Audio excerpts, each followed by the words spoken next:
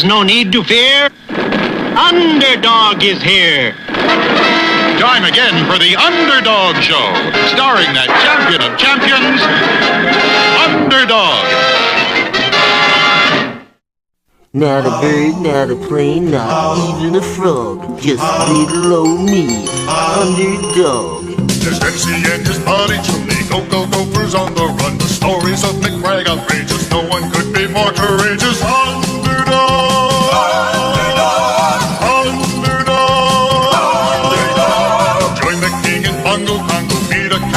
Welfare. Watch the hunter chase the fox. He shooters on the rocks, and then there's Underdog.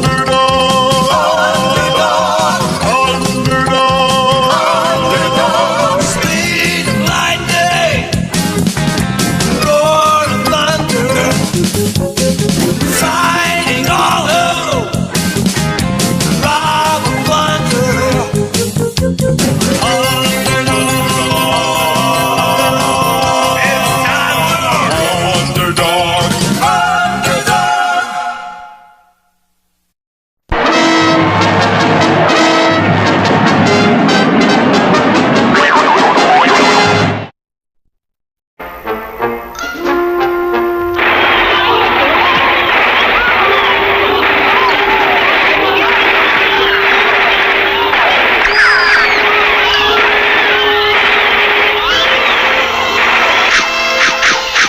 There's no need to fear. Underdog is here.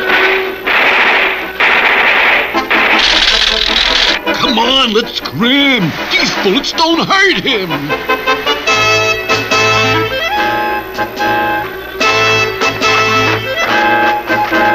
Look out, he's made a big hole in the road.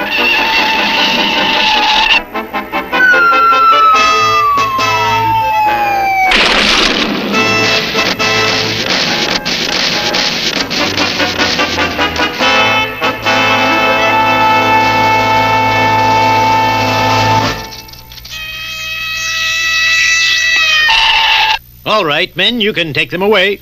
Thanks, Underdog. We don't know what we do without you. And so it went.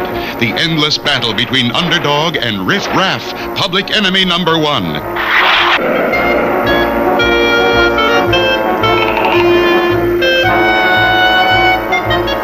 Naturally, Underdog always won. When Riff tried to rob a grocery store, Underdog was right on hand.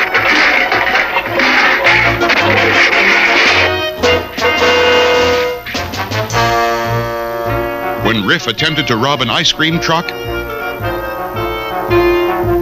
Underdog was there and used his hot atomic breath to mess up the robbery. Things got so bad that Riff Raff even tried stealing candy from a baby. But Underdog arrived and gave him a good licking.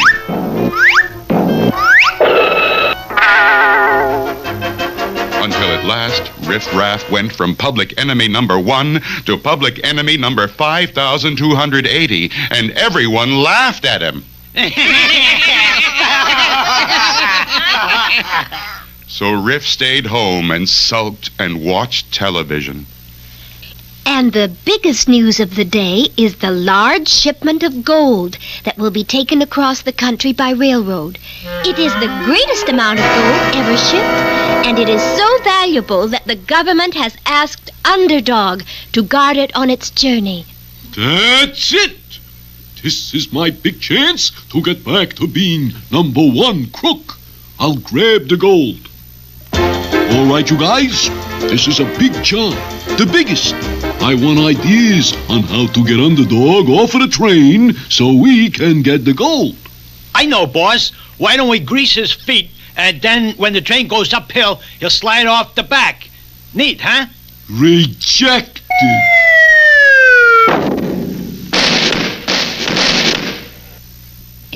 Why don't we tie a firecracker to his tail and put him into... Rejected.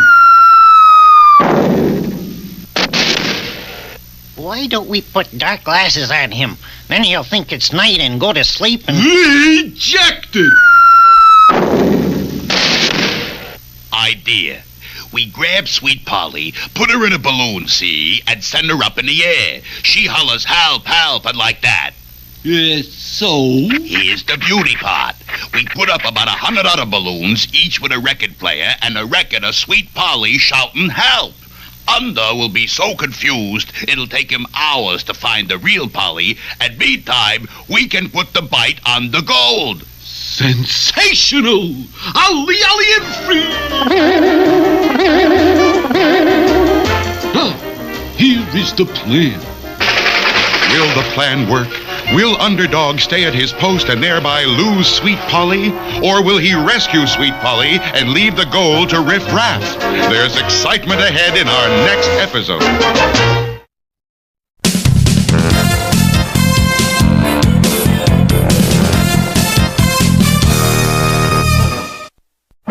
One afternoon, the gates of the Megapolis Zoo were opened to admit a very unusual new citizen. Zowie, Stanley. Who is that? That's our newest tourist attraction, Tiger Tornado. They say he can be mighty mean. Oh, he doesn't look so mean to me. Well, don't let that fool you. Just watch this. You're the bell, I'm a stampeding storm. I'm a terrifying tornado. Look out.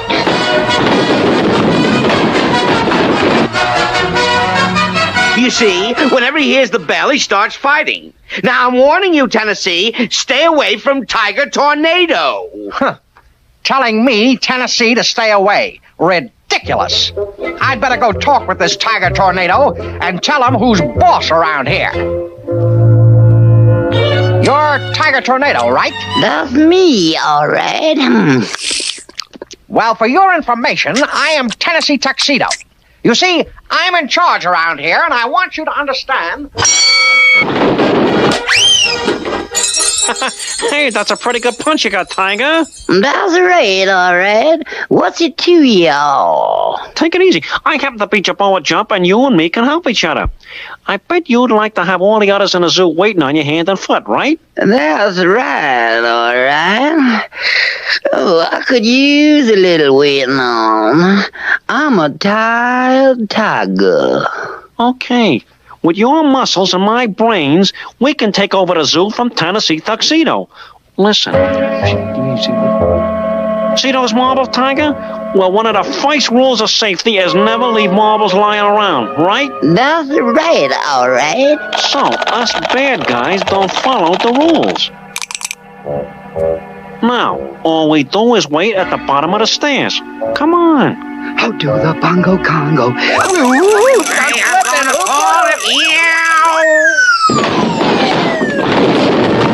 That's just to show you guys you should only walk where I tell you to walk. From now on, I am running the zoo. Why should we take orders from you? Because if you don't, you might just bump into a fist like this. You see what I mean? Yeah. What do you want us to do? Just report to my quarters in the morning. Here comes the Gopher Brothers, Tiger, and here is where we break safety rule number 2. What rule is that? Never leave roller skates lying around where they don't belong. Like this.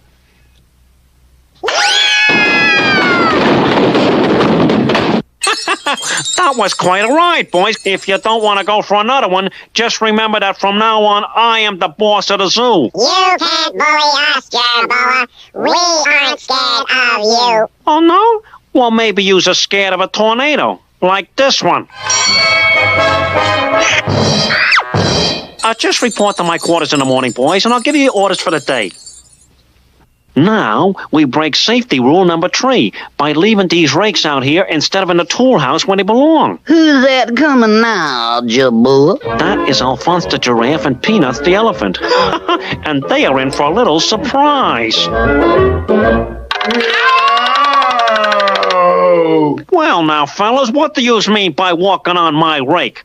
Looks like I'll have to teach you a lesson, unless, of course, you'll, By the next morning, Jerboa and Tiger had bullied all the zoo citizens into doing what they wanted. Here I go, Tiger.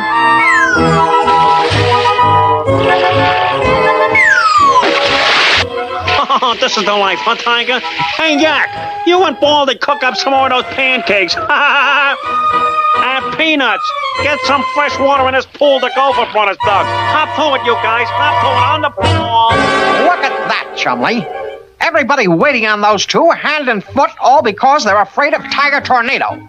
What are we going to do? I know what, Tennessee. You see, I read in a book somewhere, you get Tiger to chase you around a tree, and then he runs and he runs and he turns into butter, and then we can make sandwiches and things. Chumley, don't be ridiculous. There's only one way.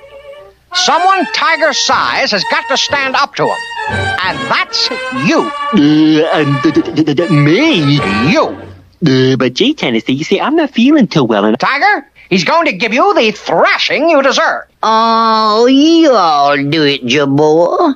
I'm a tired tiger. Why, you overgrown pussycat,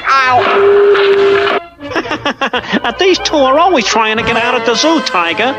Perhaps you could give them a hand. I think we lost the fight, Tennessee. There's only one hope left, Chumley. Mr. Whoopi.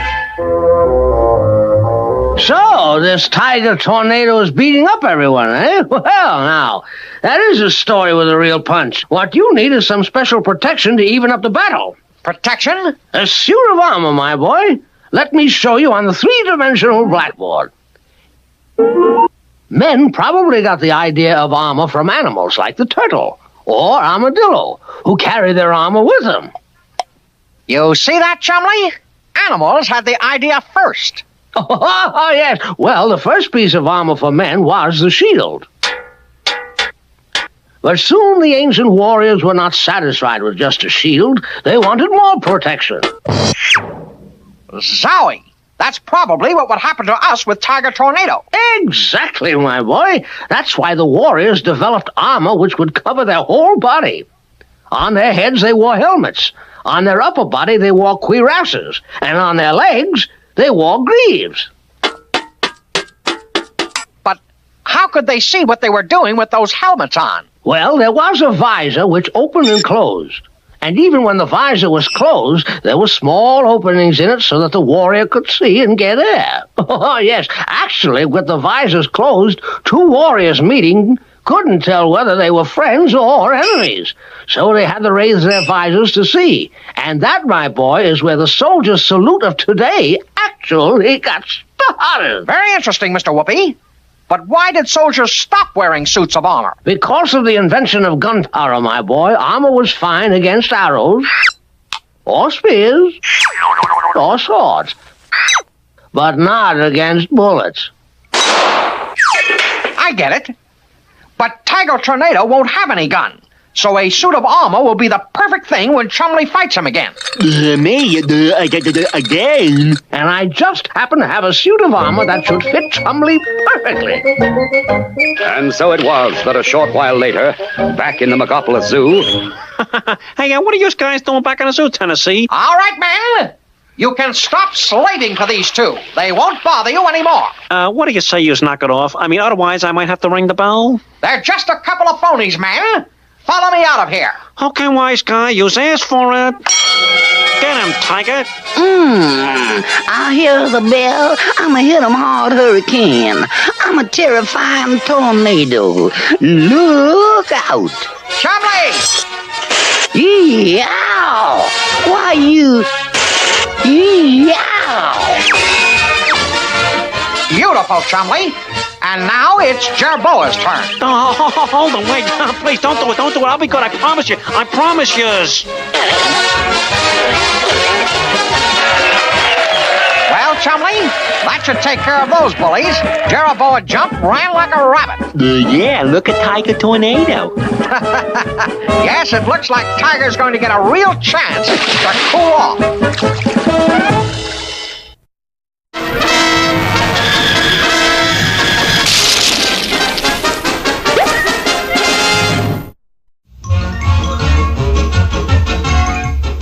The governor will be arriving at any moment, Klondike. The governor? Yes, indeed, and I know that the governor's favorite delicacy is cream puffs. Cream puffs? Yes, I want you to walk up to the little Swiss baker on the mountain and buy a dozen cream puffs and have them back here by 12 o'clock sharp. You can count on Klondike Cat. Good. And, oh yes, watch out for savoir-faire. If savoir-faire gets any place near me, I'll make mincemeat out of that mouse. Carry on. You rang? 1 dozen cream puffs, little Swiss baker. These cream puffs are for the governor. Shush, Malamute. We must not let the Klondike cat know we are here. Imagine, the major worrying about savoir-faire when I'm on the job. Oh, if that mouse comes around, I'll lock him up in irons. I'll hang him up by his heels. He'll never touch one of the governor's cream puffs. Here you are, Klondike cat. 12 beautiful cream puffs. Now I've got to hurry back down the mountain to Fort Frazzle and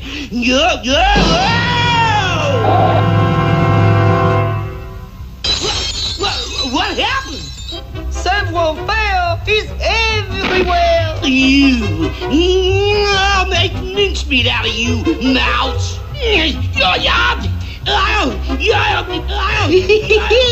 Poor Klondike cat, he cannot move. Now, we and the cream puffs must be on our way. Mosh, Malamute, savoir-faire is everywhere. I'll boil him in oil. I'll pound him to a pulp. I'll make mincemeat out of that mouse.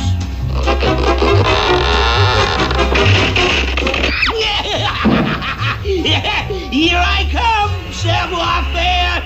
Oh, it seems the Klondike cat has broken free. Now I've got you, savoir-faire. I've got you.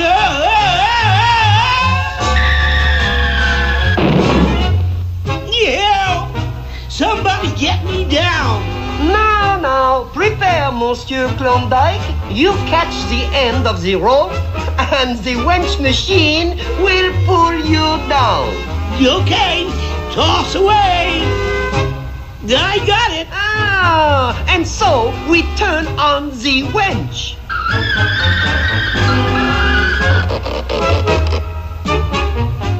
What are you doing, savoir-faire? Happy landings, Klondike cat. And so, Malamute, let us now prepare for the cream puffs.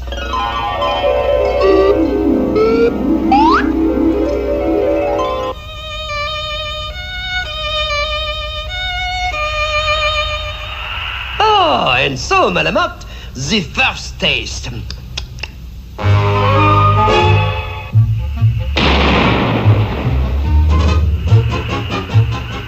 Oh, yes, Governor, I'm sure you like our cream puffs, and Klondike Cat should be bringing them at any moment now. My favorite delicacy.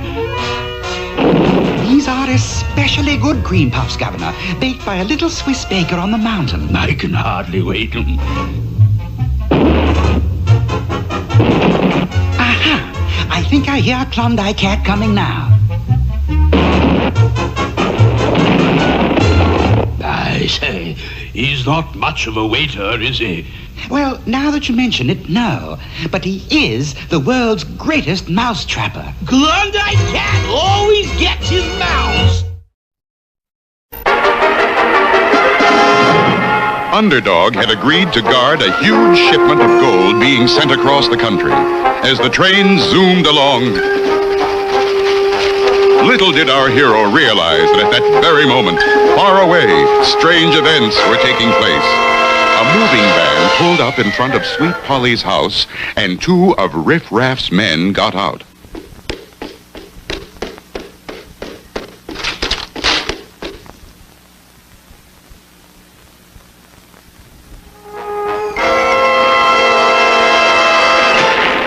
There's no need to fear. Underdog is here.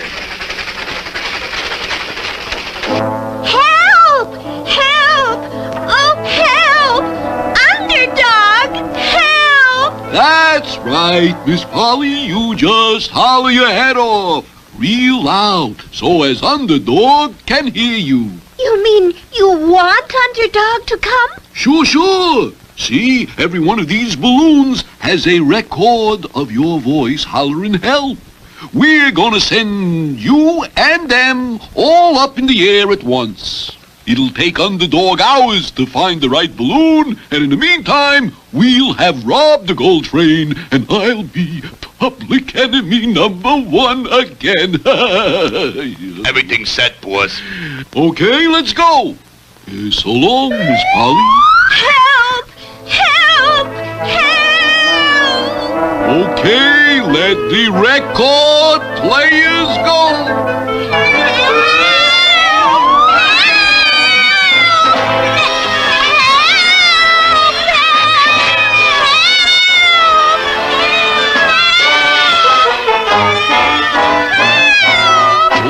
Now, let's get to that railroad station and stop the gold train.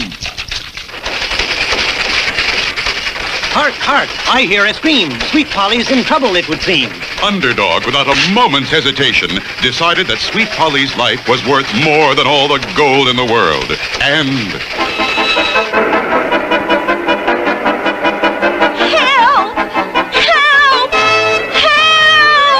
There's no need to fear. Underdog is here. Help!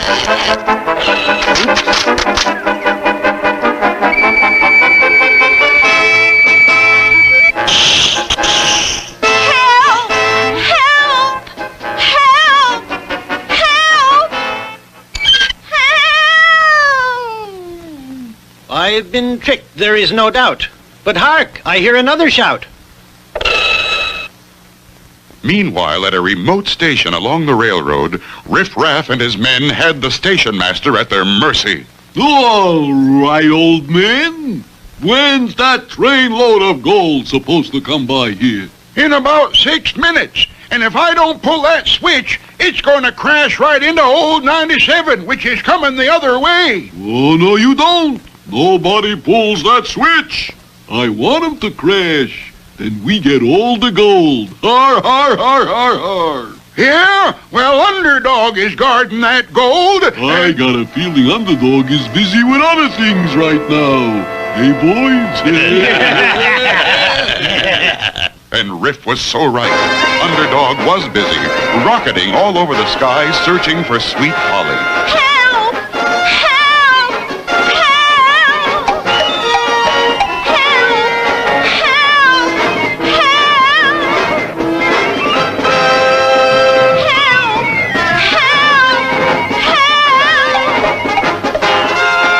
But what of the real Sweet Polly?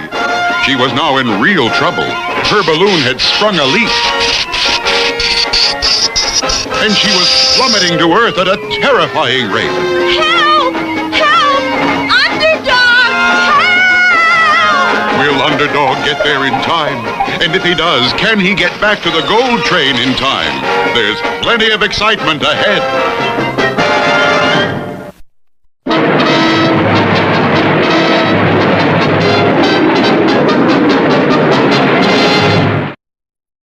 Oh.